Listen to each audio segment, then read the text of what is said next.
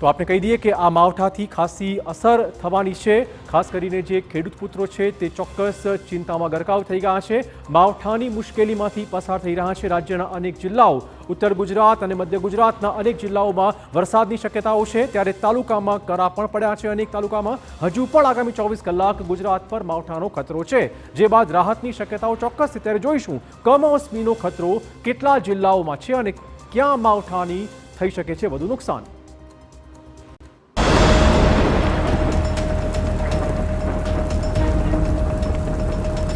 રાજ્યમાં માવઠાની મોટી ઘાત।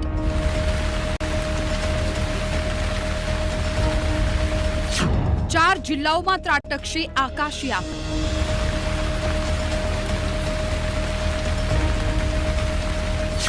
40 કિલોમીટરની રફતારથી ફૂંકાશે પવન।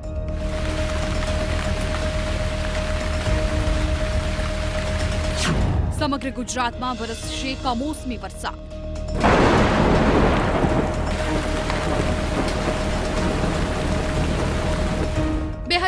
ની વિદાય કમોસમી વરસાદ સાથે થઈ રહી છે। છેલ્લા 24 કલાકમાં અનેક જિલ્લાઓમાં વરસાદ વરસ્યો છે અને હજુ પણ આગામી 24 કલાકમાં રાજ્યના મોટા ભાગના જિલ્લાઓમાં વરસાદની આગાહી છે। રાજ્યના 25થી વધુ જિલ્લાઓમાં યલો એલર્ટ જાહેર કરાયું છે, જ્યારે સાબરકાંઠા, અરવલ્લી, નર્મદા અને બનાસકાંઠામાં ઓરેન્જ એલર્ટ અપાયું છે। એટલે આ જિલ્લામાં માવઠાનો સૌથી વધુ ખતરો છે। રાજ્યના કેટલાક વિસ્તારોમાં કરા સાથે વરસાદ ખાબકી શકે છે।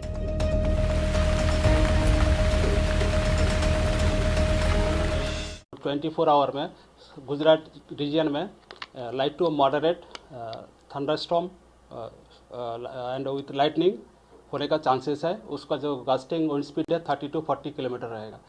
और इसमें जो 4 डिस्ट्रिक्ट है नॉर्थ में, साबरकांठा, बनासकांठा, अरावली और नर्मदा, इसमें आपका हेलस्टॉर्म होने का भी पूर्वानुमान दिया गया है। इसमें जो विंड स्पीड रहेगा 30 to 40 किलोमीटर गस्टिंग स्पीड रहेगा।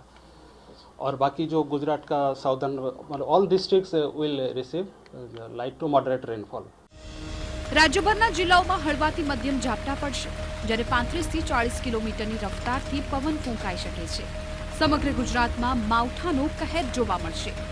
જો કે સૌથી વધુ અસર ઉત્તર ગુજરાતના 2 અને મધ્ય ગુજરાતના 2 જિલ્લાઓમાં જોવા મળશે। इसका कारण जो है एक साउथ वेस्ट राजस्थान में इंड्यूस्ड साइक्लोनिक सर्कुलेशन परसिस्ट कर रहा है और एक ट्रैप बना हुआ है नॉर्थ पाकिस्तान से लेकर south east central Arabian sea तक, passing through this induced cyclonic circulation west Rajasthan में, साउथ वेस्ट राजस्थान में परसिस्ट कर रही है। इसका थ्रू ट्रैप पास कर रहा है। અમદાવાદમાં ગુરુવારે સાંજે વરસાદ પડ્યો હતો અને હજુ પણ આગામી 24 કલાક સુધી અમદાવાદમાં વરસાદ પડી શકે તેવી આગાહી છે। આગામી 24 કલાક બાદ ઠંડીનો ચમકારો પણ જોવા મળશે। હવામાન વિભાગની આગાહી છે કે આગામી 24 કલાક બાદ ઠંડીમાં 2 થી 3 ડિગ્રીનો ઘટાડો થઈ શકે છે। अहमदाबाद में लाइट रेनफॉल रहेगा और इसमें विंड्स का जो स्पीड है वो 30 to 40 किलोमीटर है। सर टेम्परेचर पर क्या इफेक्ट हुआ है? हाँ, टेम्परेचर अभी तो नो लार्ज चेंज में हम फोरकास्ट दे रहे हैं और इसमें 24 आवर तक नो लार्ज चेंज दे रहे हैं। उसके आगे फॉल होगा 2 to 3 डिग्री सेंटीग्रेड फॉल होने का पूर्वानुमान दिया गया है। આગાહીકાર પરેશ ગોસ્વામીનું માનવું છે કે ઉત્તર ગુજરાતના 4 અને મધ્ય ગુજરાતના 4 જિલ્લામાં આ માવઠાની અસર સૌથી વધુ જોવા મળશે। અનેક સ્થળો પર ભારે માવઠું થઈ શકે છે। ઉત્તર ગુજરાતના પણ એકલ દોકલ સેન્ટર એવા હશે, ખાસ કરીને રાજસ્થાન બોર્ડર લાગુ વિસ્તારના અમુક વિસ્તારો એવા હશે કે એ ગ્રામ્ય વિસ્તારોની અંદર થંડરસ્ટોર્મ એક્ટિવિટી પણ થઈ શકે છે। જે વિસ્તારોની અંદર થંડરસ્ટોર્મ એક્ટિવિટી થાય ત્યાં ગાજવીજ અને પવન સાથે તીવ્ર માવઠું પણ થઈ શકે છે અને બીજા વિસ્તારોની અંદર સામાન્ય છૂટાછવાયા હળવા સામાન્ય ઝાપટા પડી શકે છે। એ સાથે જોવા જઈએ તો બીજા 5 જિલ્લા એવા છે જેની અંદર અરવલ્લી, મહીસાગર, દાહોદ, ગોધરા અને છોટાઉદેપુર, આ તમામ વિસ્તારોની અંદર પણ માવઠાની શક્યતાઓ છે। આ વિસ્તારોમાં પણ એકલ દોકલ સેન્ટરની અંદર થંડરસ્ટોર્મ એક્ટિવિટી થશે। જ્યાં થંડરસ્ટોર્મ એક્ટિવિટી થશે ત્યાં તીવ્ર ગાજવીજ સાથે વરસાદનું પ્રમાણ વધારે રહેશે. બાકી ઓલ ઓવર આ 5 જિલ્લાની અંદર સામાન્યથી છૂટાછવાયા માવઠાના ઝાપટા પડે તેવી શક્યતા અમે માની રહ્યા છીએ. એ સાથે જે મધ્ય ગુજરાતના અમદાવાદ, ગાંધીનગર જેવા વિસ્તારો છે તેમાં વધારે પડતા વાદળછાયું વાતાવરણ રહેવાની શક્યતાઓ છે. ત્યાં ઝાપટાઓ બહુ ઓછા પડશે. આ એક ચોક્કસથી છે કે વધારે પડતા ઘાટા વાદળ થશે એટલે એવું બની શકે કે અમદાવાદ, ગાંધીનગરના અમુક ગ્રામ્ય વિસ્તારની અંદર એકલ દોકલ સેન્ટરની અંદર સામાન્ય ઝાપટા કે છાટછૂટ થાય તેવી શક્યતાઓ માનીને ચાલવાનું છે. પણ અમદાવાદ, ગાંધીનગરમાં વરસાદની તીવ્રતા બહુ જોવા નહીં મળે. સૌરાષ્ટ્ર અને કચ્છ માટે રાહતના સમાચાર છે. આ વિસ્તારમાં સામાન્ય માવઠું જ જોવા મળશે. સાથે અમદાવાદ અને ગાંધીનગરમાં પણ માત્ર વરસાદની ઝાપટાઓની જ આગાહી છે. નર્મદા, તાપી, વલસાડ, ડાંગ અને નવસારી જેવા વિસ્તારો છે એ વિસ્તારોની અંદર પણ સામાન્યથી મધ્યમ ઝાપટાઓ પડે ને એકલ દોકલ સેન્ટરની અંદર એકદમ સામાન્ય ઝાપટા પડે તેવી શક્યતાઓ છે. જોકે દક્ષિણ ગુજરાતની અંદર તીવ્ર માવઠાની શક્યતાઓ નથી. એકદમ છૂટું છવાયું અને હળવું માવઠું થાય તેવી શક્યતાઓ છે. પણ દક્ષિણ ગુજરાતની અંદર પણ માવઠાની શક્યતાઓ તો રહેલી છે. એ સાથે કચ્છના ભાગોની અંદર વાત કરવા જઈએ તો કચ્છના ભાગોની અંદર વધારે પડતા ઘાટા વાદળ છવાયેલા રહેશે અને ખાસ કરીને કચ્છની અંદર 27 અને 28 ડિસેમ્બર એમ 2 દિવસ સુધી વધારે પડતા ધુમ્મસભર્યું વાતાવરણ જોવા મળશે અને વિઝિબિલિટી ડાઉન થઈ જશે. એટલે કચ્છની અંદર પણ વાદળછાયું વાતાવરણ વધારે રહેશે.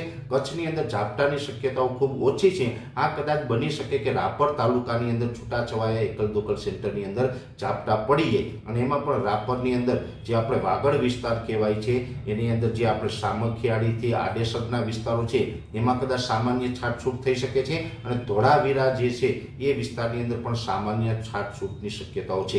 બાકી કચ્છના મોટા ભાગના વિસ્તારની અંદર વાદળછાયું વાતાવરણ રહેશે. ઝાપટાઓ પડવાની શક્યતાઓ ખૂબ ઓછી રહેલી છે. સૌરાષ્ટ્રની અંદર વાત કરવા જઈએ તો સૌરાષ્ટ્રના મોટા ભાગના વિસ્તારો છે એ સુરક્ષિત છે. માવઠાની શક્યતાઓ નથી. પણ કચ્છના અમુક વિસ્તારોની અંદર માવઠું થાય તેવી શક્યતાઓ છે.